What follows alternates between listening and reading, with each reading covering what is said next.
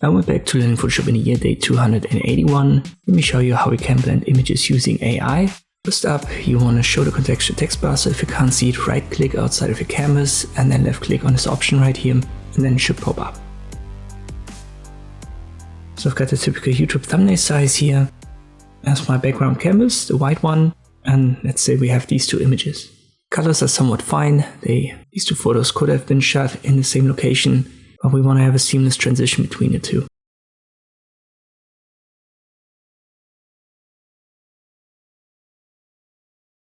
And to achieve that, we simply go to the top layer, in this case layer 1, and then we use a selection tool. I like to use the lasso tool, and then select everything that you don't want to keep.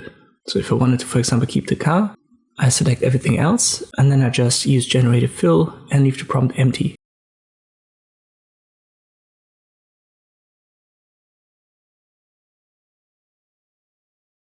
But what it does in this case, you can see it basically replaces the other image because I've got it almost entirely selected. So it only uses this bottom right area where the car is and then generates a fully new image.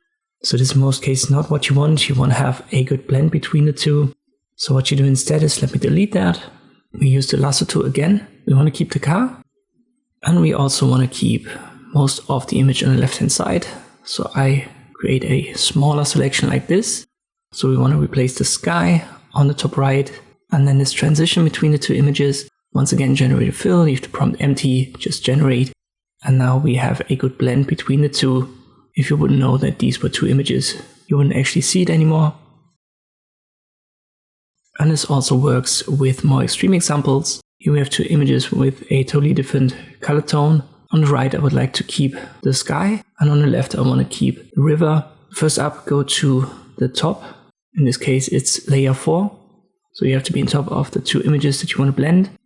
Use the lasso tool again, but this time not a new selection, but instead the second option here for adding to selection, because that allows us to simply select what we don't want to keep. And this is the approach. So I wanted to keep the star sky, the night sky on the right and river on the left. So I'm not going to select that. I'm going to select the outer parts, definitely here this white area, and then the sky on the left. I can add parts to my selection because I'm on the second mode. I also want to get rid here of this mountainside, and then I'm somewhat good. Again, for the image generation, just use generative fill and generate with an empty prompt. And then within seconds, you have a seamless blend between the two.